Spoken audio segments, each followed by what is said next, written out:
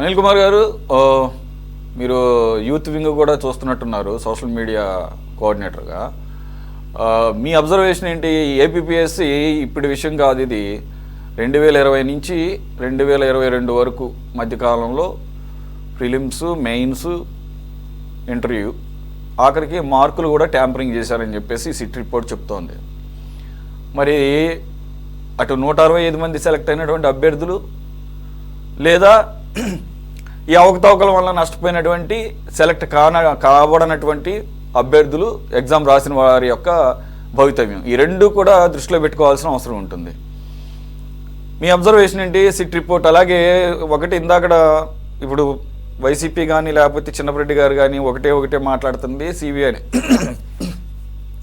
ఆ అవసరం అసలు ఇక్కడ ఆ ప్రస్తావనకి ఇది ఉందా, అవకాశం ఉందా? రెండోది, చిన్నపరెడ్డి గారు మీరు ఈరోజు న్యూస్ పేపర్లో చూసారు లేదో, ఢిల్లీ నుంచి వచ్చినటువంటి ఒక మినిస్టరు లోకేష్ గారిని కలిసి డిఎస్సి దేశంలో ఎక్కడ జరిగినా కానీ అనేక రకమైనటువంటి ఆరోపణలు, అవకతవకలు జరిగాయని చెప్పేసి ఏకంగా క్యాన్సిల్ అయిపోతున్నాయి, కోర్టులు కూడా తప్పుపడుతున్నాయి. మా ఢిల్లీలో అయితే భయం వేస్తుంది మాకు డిఎస్సి వేయాలంటేనే, అడుగడుగునా కూడా ఈ రకమైనటువంటి ఇబ్బందులు ఫేస్ చేస్తున్నాము. మీరు పగడ్బందీగా నిర్వహించిన దానికి అభినందనలు తెలుపుతూనే దానికి సంబంధించి మీరు ఎటువంటి ప్రణాళిక చేశారు, అలాగే దాన్ని ఏ రకంగా ముందు తీసుకెళ్లారని చెప్పేసి నిన్న అడగడం కూడా జరిగింది. ఏది ఢిల్లీకి సంబంధించిన ఒక మినిస్టరు. కాబట్టి ఎక్కడ ఇప్పుడు జార్ఖండ్లో కానీ లేదంటే కనుక మిగిలిన రాష్ట్రాల్లో జరిగిన వాటిని కోర్టులు తప్పుపడుతున్నాయి. ఇక్కడ మన రాష్ట్రంలో కోర్టులు ఎక్కడ కూడా తప్పుపట్టలేదు, ఒక్క వైసీపీ పార్టీనే తప్పుపట్టింది. ఆ విధంగా సిబిఐ తర్వాత సంగతి ముందు హైకోర్టులో తేల్చండి, తర్వాత సిబిఐ గురించి ఆలోచిద్దాం. చిన్నపరెడ్డి గారు ఏమైనా ఆన్సర్ చేస్తారా దానికి? ఒక్క నిమిషం అనిల్ కుమార్ గారు ఒక్క నిమిషం ఆగండి సార్. నిన్న వచ్చిన కేంద్ర మంత్రి గారు సార్, ఆయన మంత్రి కాదు, ఒక్క నిమిషం ఆగండి, నేను చెప్తాను. నేను ఎక్కడ చదివాను. మంత్రి గారు నేను చెప్తాను. కలిసిన మంత్రి గారు మీకు ఆయన చూసినట్లేరు, లేకపోతే ఆయన ప్రస్తావన చేస్తాను. నేను మీకు చెప్తాను చెప్తాను అయితే ఆగండి, ఒక్క నిమిషం ఆగండి. మీరు దీని గురించి ఏమన్నా ఎక్స్ప్లెనేషన్ ఇవ్వబోతున్నారేమో అనుకున్నాను. సరే, నేను మీకు చెప్తాను. ఈ లోపల అనిల్ కుమార్ గారు మాట్లాడతారు. అనిల్ కుమార్ గారు మాట్లాడతారు. ఎక్స్ప్లెనేషన్ ఇచ్చేది వచ్చిన మంత్రి గారు ఎవరు అని అడుగుతున్నా నేను. అదే సార్, మిమ్మల్ని అడిగారు కదా, ఒక్క నిమిషం ఆగండి. నేను మార్నింగ్ నుంచి చదివి న్యూస్ లో చోట చదివి చెప్తాను.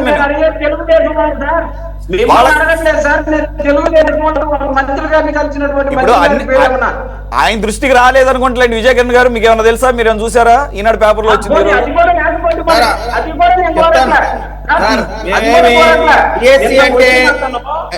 డిఎస్సి అంటే డిజిటల్ సిగ్నేచర్ సర్టిఫికేట్ అని చెప్పే వాళ్ళం కాదు మేము. డిఎస్సి అంటే డిజిటల్ సిగ్నేచర్ సర్టిఫికేట్ అని చెప్పే వాళ్ళం కాదు. మేము చెప్తాము, మీరు అదే కంగారు పడమాకండి.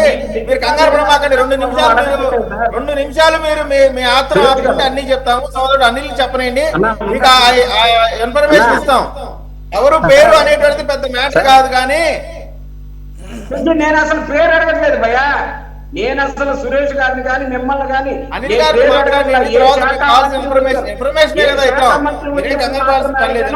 ఆయన పారిశ్రామిక శాఖ మంత్రి, ఆయన ఏదో వచ్చే 80 ఫోటో దిగి ఆయన ఇక్కడ ఇంత అద్భుతంగా ఎలా చేశారు నాయన డిఎస్సి అనేది. ఆయన విద్యాశాఖ మంత్రి వచ్చిన ఆయనకే సంబంధం, ఆయనకు సంబంధం లేని ఆయన కూడా ఎవరు వచ్చి తలవని వెంటనే వెళ్ళి అద్భుతాన్నంతా చూపించడం కోసం డబ్బాలన్నీ కొట్టి డిఎస్సి ఎంత అద్భుతంగా చేసామని ఈయన చెప్పాడంట. ఎక్స్ప్లెయిన్ చేయండి, ఢిల్లీలో ఎలా చేసుకోవాలో అర్థం కావట్లేదని చెప్పారు. అంటే సరే ఓ పని చేద్దాం. ఇప్పుడు చూశాను కాబట్టి ఒక నిమిషం ఆగండి సార్, ఒక నిమిషం. ఢిల్లీ పరిశ్రమల శాఖ మంత్రి సర్దార్ మజిందర్ సింగ్ సిర్సా, ఓకే, ఆయన పరిశ్రమల శాఖ మంత్రి వచ్చాడు. ఇప్పుడు ఆయన కాసేపు పక్కన ఉండదు. దేశవ్యాప్తంగా ఎక్కడ ఈ డిఎస్సీలు నిర్వహించినా కానీ అవి అర్ధాంతరంగా కోర్టులు ఆపేస్తున్నటువంటి పరిస్థితి. అది ఆంధ్రప్రదేశ్లో మాత్రం జరగలేదు. హైకోర్టులు కానీ ఏ కోర్టులో కూడా ఎక్కడా కూడా దీంట్లో అవకతవకలు జరిగినట్టుగా ఎక్కడ ప్రైమా ఫేసి కూడా అనుమానించలేదు. అటువంటి పరిస్థితుల్లో ఆయన ఇచ్చినటువంటి కితాబ్ అది జరుగుతుంది. మిగిలిన రాష్ట్రాల్లో అది కనపడుతుంది కదా, డిఎస్సి సరిగ్గా నిర్వహించలేకపోవడం అనేది. ఎందుకు నిర్వహించలేకపోతున్నారు కూడా నేను చెప్తాను. అనిల్ కుమార్ గారు ఇప్పటికే లేట్ అయింది. ప్లీజ్. సార్ అందరికీ నమస్కారం. అయితే ఇప్పటి వరకు జరిగిన గత ప్రభుత్వంలో ఏపీపీఎస్సీ చిన్నపరెడ్డి గారు మీరు ఆగండి. చిన్నపరెడ్డి గారు మీరు కాసేపు ఆగండి. మీరు మాట్లాడితే మాట్లాడచ్చు, నాకేమో అభ్యంతరం లేదు, కానీ మాట్లాడే దాంట్లో కూడా పెద్దలు అది అవసరమైన విషయం వదిలేసి, అవసరమైన పాయింట్ వదిలేసి మిగతా దాని మీద చర్చ మాట్లాడేది మరి ఒకరికి సంబంధించినటువంటి సరే మీరు వారిని కీర్తించేసరికి కొంచెం కోపం వచ్చింది సహజంగా. దాన్ని అది సహజంగా జరుగుతుంది. మీరు కొంచెం సమయం పాటించాలి. ఎదుటి వాళ్ళకు కూడా మాట్లాడే అవకాశం ఒకసారి కల్పించాలి పెద్దలు. అయితే ఎప్పుడైనా సరే గతంలో ఉన్న ప్రొసీజర్ ప్రకారం ఏపీపీఎస్సీలు కండక్ట్ చేసే ఎగ్జామ్స్ 2 స్టేజెస్లోనే ఎవాల్యుయేషన్ జరుగుతుంది. దాన్ని మార్చి 3 స్టేజ్ ఎవాల్యుయేషన్ తీసుకొచ్చి, డిజిటలైజేషన్ తీసుకొచ్చి, దాంట్లో వీళ్ళకి కావాల్సిన వాళ్ళకి మాత్రమే ముందు వరుసలోకి తీసుకొచ్చి వాళ్ళ పేపర్స్ తారుమారు చేసి వాళ్ళ ట్యాంపరింగ్ జరిగి అక్రమంగా నియామకాలు జరిగినాయి అనేది సిట్ నివేదికలో రుజువైంది. దాని మీద ఎవరు ఏ మాటలు చెప్పినా దానికి ప్రస్తుతానికి అది రుజువైన దాని మీద మీరు ఎన్ని ఆరోపణలు చేసినా, దాని మీద ఎటువంటి ఆభాండాలు వేసినా మనం దాన్ని చేసేది ఏం లేదు. అక్కడ క్లియర్గా అర్థమైపోతుంది. తదుపరి చర్యలు ఏంటి, ఎవరైతే ఈ అక్రమాలకు పాల్పడిన వాళ్ళు ఉన్నారో దీంట్లో ఎవరెవరు సభ్యులు అందులో ఇన్వాల్వ్ అయి ఉన్నారు, ఏపీపీఎస్సీ సభ్యులు కానీ, బయట రాజకీయ నాయకులు కానీ, ఇతర ఎవరైతే దానికి అనుబంధంగా పార్టీలకు అనుబంధంగా ఉన్న ఏ పార్టీ ఉన్న వ్యక్తి అయినా సరే దీనికి ఎవరైతే అనుబంధంగా ఉండి ఆ అక్రమంలో పాలు పంచుకున్నారో వాళ్ళ మీద ప్రభుత్వం తక్షణమే చర్యలు తీసుకుంటేనే దీని మీద ఒక నిర్దిష్టమైన అర్థం అనేది ఉంటుంది. ఇందాక పెద్దలు చెప్పారు, ముందు మాట్లాడిన వాళ్ళు, చర్యలు ఊరికే ఇది జరిగింది గత ప్రభుత్వంలో అవినీతి జరిగింది అని చెప్పుకుంటా కాలం గడిపేస్తా గత ప్రభుత్వం మీద బురద జల్లకుండా వెళ్ళిపోతే మీరు చేసిన మంచి ఏందనేది, వాళ్ళ మీద ఏం చర్యలు తీసుకున్నది అనేది కూడా ప్రజలకి అర్థం అయ్యేలాగా వివరించాల్సిన అవసరం ఉంది, చూపించాల్సిన అవసరం ఉంది. వాళ్ళ మీద ఏం చర్యలు తీసుకున్నారనేది కూడా ముందు. 2, ఇక్కడ యాజ్ పర్ ప్రీవియస్ జరిగిన వాటి ప్రకారం ఇక్కడ ట్యాంపరింగ్ అత్యధికంగా జరిగింది. అంటే మెజారిటీ పేపర్స్ లో ట్యాంపరింగ్ జరిగింది, మార్కులు ట్యాంపర్ అయ్యాయి, ప్రశ్న ఆన్సర్ పత్రాలు కూడా మార్చడం జరిగిందని చెప్పేసి అర్థమవుతుంది. దీన్ని బట్టి పూర్తిగా ఆ పరీక్షని రద్దు చేస్తే ఎవరైతే నిజాయితీగా పరీక్ష రాసిన వాళ్ళు ఉన్నారో వాళ్ళకి అన్యాయం జరిగే ఆస్కారం ఉంది. దీన్ని హైకోర్టు ఏ విధంగా వాళ్ళకి ప్రభుత్వానికి ఆదేశం చేస్తుందో మరి వేచి చూడాల్సిందే. నిజానికి రద్దు చేస్తే నిజాయితీగా కష్టపడి చదివిన వాళ్ళకి అన్యాయం జరుగుతుంది.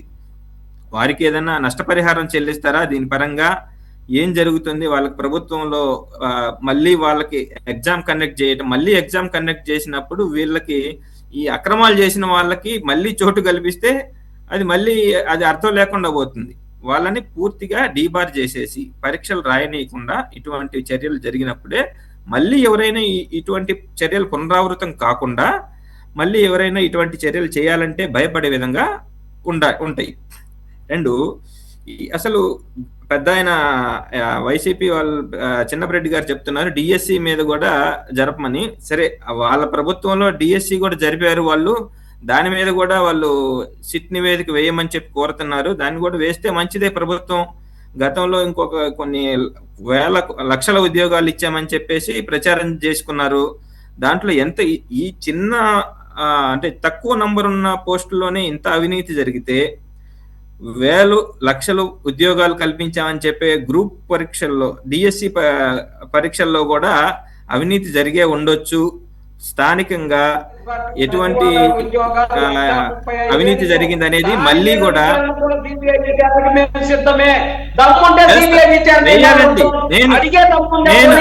నేను అదే చెప్తున్నా. మీరు అడిగింది కరెక్ట్ అనే చెప్తున్నా. మీరు అడిగింది ముమ్మాటికి నిజం. ఆ డిఎస్సి మీద కూడా వీళ్ళు ప్రభుత్వం పెద్దగా దృష్టి సారించలేదు, కేవలం ఒక గ్రూప్ 1 మీదే దృష్టి సారించింది. గతంలో జరిగిన డిఎస్సి మీద కూడా ఖచ్చితంగా దృష్టి సారించి దాంట్లో జరిగిన ఏదన్నా అవకతవకలు జరిగినాయేమో అని చెప్పేసి మళ్ళీ దాని గురించి కూడా వీళ్ళు ఎంక్వైరీ వేసి దాంట్లో ఏమైనా అవకతవకలు జరిగినాయేమో అనేది ఖచ్చితంగా జరుగుతుంది అనేది. అనిల్ కుమార్ మీరు ఒక పాయింట్ ఇక్కడ మిస్ అవుతున్నారు. ప్రభుత్వాలు ఇన్వాల్వ్ అవ్వాలా, 2 ఎగ్జాముల్లోనూ ఇన్వాల్వ్ అయిన కోర్టులకు వెళితే అభ్యర్థులు కోర్టులకు వెళతారు. అప్పుడు కోర్టులు వాటిని పరిశీలించి ప్రైమా ఫేసి ఉంటే ప్రైమా ఫేసి. మీరు అడగటంలో తప్పేం లేదు అని అంటున్నారు కదా, ఒక్క నిమిషం ఆగండి. ఇప్పుడు హైకోర్టు ఈవెన్ రీసెంట్ గా వైసీపీ ఎమ్మెల్సీ హైకోర్టును అప్రోచ్ అయినా కూడా ఒకటే మాట అడుగుతోంది, మీ దగ్గర ఆధారాలు ఉన్నాయి, ప్రైమా ఫేసి చూపించండి. చూపించట్లేదు. 2 మీరు పొలిటికల్ గా వచ్చారు, పిల్లు ఈ రకంగా మీరు వేస్ట్ చేయొద్దు. అభ్యర్థులు అసలు అభ్యర్థులు ఏరి మీరెందుకు వస్తున్నారు అని అంటే అభ్యర్థులు భయపడుతున్నారు అన్నారు. భయపడే లెక్క అయితే ఆల్రెడీ మా దగ్గర 330 పైచిలకు పిటిషన్లు ఉండవు కదా, దీని మీద ఆల్రెడీ గతంలోనే వచ్చేసినాయి. వాటన్నిటికీ ప్రభుత్వం ప్రతి పిటిషన్ని కూడా కోర్టుకి సవివరంగా ఎక్స్ప్లెయిన్ చేసుకొని డిఎస్సి మొత్తాన్ని కంప్లీట్ చేసుకుంది. కోర్టులు ఎక్కడ తప్పు పట్టలేదు. ఏపీపీఎస్సీని డిఎస్సిని ఒకే ఘాట్ని ఎలా కడతారు మీరు? ఏపీపీఎస్ అదే హైకోర్టు ఏపీపీఎస్సీలో అసలు మొదటిసారే మెయిన్స్ని క్యాన్సిల్ చేసి మళ్ళీ నిర్వహించండి అన్న తర్వాత అప్పుడు ప్రభుత్వం సభ్యుల దగ్గరికి వెళ్ళింది, బెంచ్కి వెళ్ళింది. అప్పుడేమన్నారంటే సరే ఒకసారి సిట్ రిపోర్టు ఏంటో చూసిన తర్వాత అప్పుడు నిర్ణయిద్దాం, అప్పటి వరకు వీళ్ళని తీసుకెళ్ళి నాన్ ఇంపార్టెంట్ పోస్టులు అప్రధాన్య పోస్టుల్లో పెట్టండి అని చెప్పేసి పెట్టింది. అంటే అప్పటికే కోర్టు ఒక నిర్ధారణకు వచ్చేసింది ఏపీపీఎస్సీ మొత్తం కూడా తప్పు తడగని. అలాంటప్పుడు ఇంకా సిబిఐ ప్రస్తావన ఎందుకు వస్తుంది ఇక్కడ? అలాగే డిఎస్సిలో అవే కోర్టులు ఇక్కడ ఎక్కడా కూడా అవకతవకలు కనపడటం లేదనుకున్నప్పుడు అక్కడ సిబిఐ ప్రస్తావన ఎలా వస్తుంది? కాబట్టి కోర్టులు కూడా దాటేసి కోర్టులు కూడా ఏమీ చేయలేకపోతే అప్పుడు సిబిఐ కూడా మళ్ళీ కోర్టులకు రావాల్సిందే, కోర్టుకు సబ్మిట్ చేయాల్సిందే కదా. ఇస్తున్నామని నిండు సభలో చెప్పిన తర్వాత డిఎస్సిలో కూడా ఏమన్నా అక్రమాలు జరిగినాయి ప్రభుత్వం విచారణ చేస్తే బాగుంటుంది అని చెప్పేసి మంత్రి గారు స్వయంగా చెప్తే ఇంకేమన్నా సాక్ష్యం కావాలా? మీరు అసెంబ్లీలో ఎడ్యుకేషన్ మినిస్టర్ ఇచ్చినటువంటి శ్రీరామ్ గారు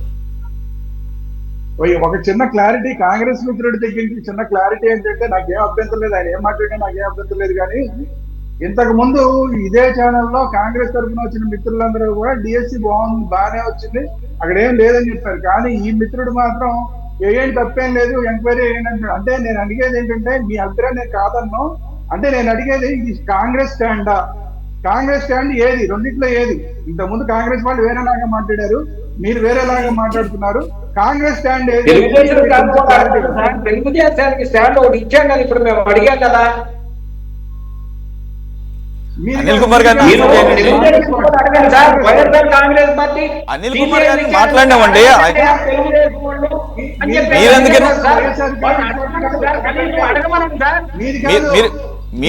మీరెందుకు రెస్పాండ్ అవుతున్నారు? మీది కాంగ్రెస్ పార్టీ కాదు కదా, మీది వైఎస్ఆర్ కాంగ్రెస్ పార్టీ కదా, మీరు ఆగండి. చిన్నపాటి గారు ఏదైతే డిఎస్సి మీద కూడా విచారణ జరగాలి అని అన్నారో దానికి సమాధానంగా మాత్రమే నేను చెప్పానండి. అదే సార్, ఇప్పుడు అనిల్ కుమార్ గారు మీరు కాంగ్రెస్ పార్టీ తరపున ఈ ప్యానెల్ లో పాల్గొంటున్నారు, అది మీ వ్యక్తిగత అభిప్రాయమా కాంగ్రెస్ పార్టీ అభిప్రాయమా అనేది శ్రీరామ్ గారి క్వశ్చన్. మీకు పార్టీ అభిప్రాయం కాదండి, ఇది నా వ్యక్తిగత అభిప్రాయం. రైట్, అది మీరు మెన్షన్ చేస్తుంటే సరిపోయేది. ఎందుకంటే ఇంతకు ముందు ఈ డిబేట్స్ కి వచ్చిన కాంగ్రెస్ ప్యానెల్ వాళ్ళంతా కూడా, కాంగ్రెస్ సభ్యుల ప్రతినిధులందరూ కూడా డిఎస్సి మీద ఎటువంటి అనుమానాలు లేవు, అవి సజావుగా సాగింది అని చెప్పేసి అభిప్రాయపడ్డారు. కాబట్టి మీకు వ్యక్తిగత అభిప్రాయం ఉంటే తప్పేం లేదు, దట్స్ ఓకే.